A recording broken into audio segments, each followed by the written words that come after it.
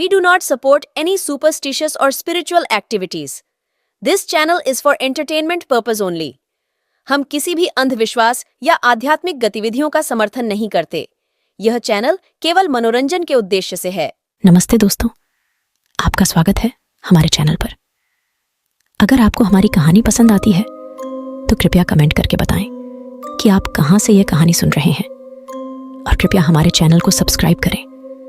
मेरे लिए यह छोटा सा सहयोग बहुत महत्वपूर्ण है। हम हर हफ्ते एक नई कहानी के साथ आपके सामने उपस्थित होंगे।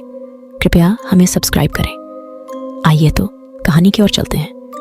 यह कहानी है एक बुजुर्ग आदमी नामचीन रामलाल की, जो जंगल में एक छोटे से गांव के पास रहते थे। उनके गांव का नाम रामनगर था। किसी रात एक गहरे जंगल में रामलाल अकेले अपने घर की तरफ चल रहे थे। रास्ते में उन्होंने एक विचित्र आवाज सुनी। पहले उन्होंने वह आवाज को नजरअंदाज किया और सोचा कि कोई जंगली जानवर होगा, और वे आगे बढ़ गए। थोड़ा आगे चलते ही उन्हें फिर वही विचित्र आवाज सुनाई देने लगी। इस बार वह आवाज जोरों से आ रही थी, जैसे कि वह उनके और पास आ रही हो। फिर उन्होंने देखा कि यह आवाज एक अजनबी से आ रही थी, जो उन्हें डराने लगी। वे आगे बढ़ते रहे। आगे बढ़ते ही उन्होंने देखा कि उनके थोड़े ही दूर एक पुराने मंदिर है, जहां से रोशनी आ रही है। वह उस मंदिर के और बढ़े। वहां जाकर उन्होंने पाया कि वह आवाज का स्रोत वहीं पुराने मंदिर है। रामलाल उस मंदिर के पास पहुंचकर देखते हैं कि वह मंदिर कुछ अजीब सा है। मंदिर के आसपास सन्नाटा है। रामलाल मंदिर के अंदर जाने का फैसला करते हैं और मंदिर के अंदर जाते हैं। वे एक जगह पहुंचते हैं जहां एक पुरानी मूर्ति का पत्थर खड़ा है, जिसमें एक जिन जैसी रूबहरू बनी हुई होती है। रामलाल कुछ भी समझ नहीं पाते, वह आखिर में है क्या। रामलाल का दिल धड़कने लगता है। तभी वह वहां से लौटने का निर्णय करते हैं और वह अपना कदम मंदिर के बाहर की ओर बढ़ाते हैं। लेकिन जब वे बाहर निकलने की कोशिश करते हैं तो वे ध्वनि सुनते हैं, तुम्हारी मांग पूरी की जाएगी। यह सुनकर रामलाल बहुत डर जाते हैं, मानो उनके पैरों तले जमीन खिसक जाती है। तभी वह फिर से वही ध्वनि सुनते हैं, तुम्हारी मांग पूरी की जाएगी, लेकिन उसके बदले मुझे तुम्हारी आत्मा चाहिए। रामलाल का दिल धड़कने लगता है और वे बेहोश हो जाते हैं। रामलाल के साथ क्या हुआ होगा? क्या सच में वह मूर्ति एक जिन की थी? क्या रामलाल जिन का शिकार हो गए थे? रामलाल को बचाने के लिए उस जिन को देनी पड़ेगी उसकी आत्मा। आइए तो देखते हैं क्या होता है रामलाल के साथ। जब वे जागते हैं तो वे मंदिर में ही होते हैं। वह घबराकर उस जगह से उठते हैं और चारों तरफ देखने लगते हैं। तभी वहां एक और आवाज सुनते हैं, और वह आवाज उसी जिन की होती है। वह रामलाल से कहता है, तुम्हारी आत्मा अब मेरी है। यह सुनकर रामलाल चिल्लाते हैं, मगर रामलाल की चीख नहीं निकलती, और फिर से वे बेहोश हो जाते हैं। वह सारी रात बेहोश पड़े रहते हैं, और जब वे जागते हैं तो वे अपने घर के बाहर होते हैं। मगर इस बार जब वह जागते हैं तो उनके साथ एक और चीज़ भी थी। वहाँ एक पत्थर की मूर्ति पर एक छिद्र होता है, और उसमें वही जिन की रूबहरू बनी होती है, जिसकी उन्हें प्रतिमा मंदिर में दिखाई दी थी। अब वह मूर्ति रामलाल के साथ ही रहती है। धीरे धीरे समय बीतता गया। समय के साथ रामलाल के घर में अजीब घटनाएं घटना शुरू होती हैं। रात के समय वह अजीब आवाज़ें सुनते हैं और घर की दीवारें हिलने लगती हैं। वे अपने घर को भयानक महसूस करते हैं, जैसे कोई अदृश्य शक्ति उन्हें घेर रही हो। ये सारी घटनाएं देखकर रामलाल की पत्नी जया भी डर जाती है। एक रात उनका बच्चा राहुल रात को अपने कमरे में रोता है, क्योंकि उसे लगता है कि उसके साथ कोई खिलवाड़ हो रहा है, और यह सिलसिला कई रातों तक चलता रहा। एक दिन रामलाल ने फैसला किया कि उसे इस बुराई का अंत करना होगा। वह अपने पुराने दोस्त गोपाल से मिलने के लिए निकलता है, जो एक ज्योतिषी हैं, और वह उसके साथ हुई सारी घटनाओं के बारे में बताता है। कैसे उसका जिनसे सामना हुआ, वह जिन कैसे उसे और उसके परिवार को परेशान कर रहा है।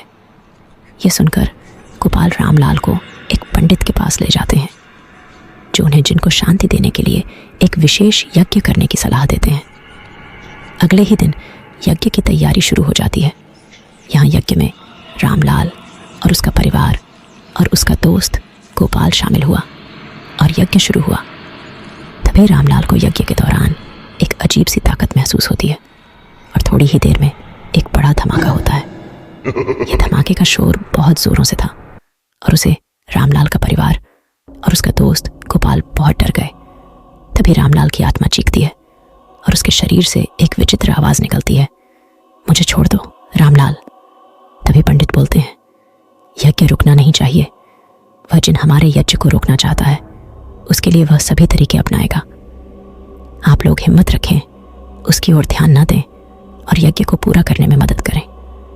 पंडित की बात सुनकर रामलाल का परिवार और उसका दोस्त गोपाल अपने डर को काबू में करके यज्ञ के और ध्यान देने लगे। थोड़े समय में यज्ञ समाप्त हुआ। यज्ञ के समाप्त होते ही रामलाल का घर शांति से भर जाता है। उनकी पत्नी और बच्चा खुश हैं और उनके घर में फिर से सुख शांति की वातावरण बनती है। लेकिन रामलाल जानते हैं कि वह अज्ञात शक्ति के खिलाफ अभी भी सावधान रहना होगा, क्योंकि जिनकी भूख अक्षय होती है। कुछ दिनों बाद एक रात रामलाल अपने कमरे में सो रहे थे। रामलाल को अपने सपनों में एक भयानक दृश्य दिखाई देता है।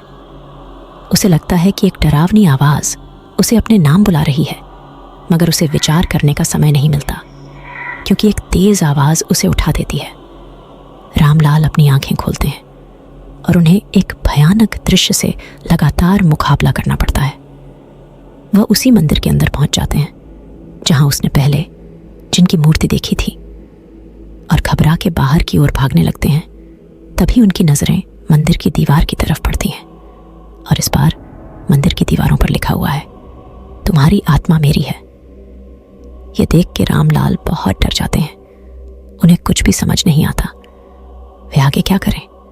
थोड़ी देर बाद रामलाल डर से कांपते हुए अपने आप को संभालते हैं और एक बार फिर अपने घर की ओर रुख करते हैं।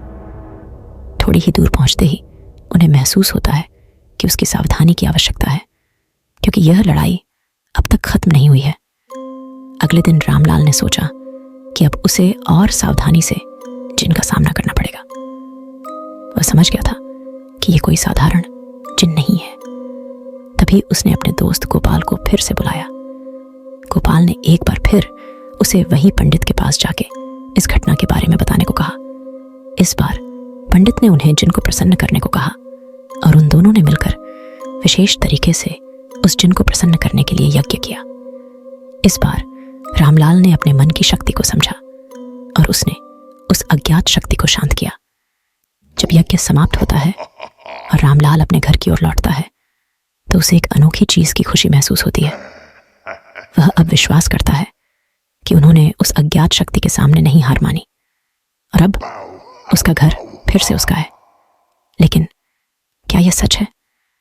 क्या वह अज्ञात शक्ति वास्तव में शांत हो गई है या कुछ और बुरा बाकी है? रामलाल और उसके परिवार का सच्चाई का परीक्षण अब शुरू होता है। अगर आपको यह कहानी पसंद आई तो वीडियो को लाइक करें और हमारे चैनल को सब्सक्राइब करें ताकि आप हमारी अगली कहानियों की अपडेट्स ना खो दें। धन्यवाद।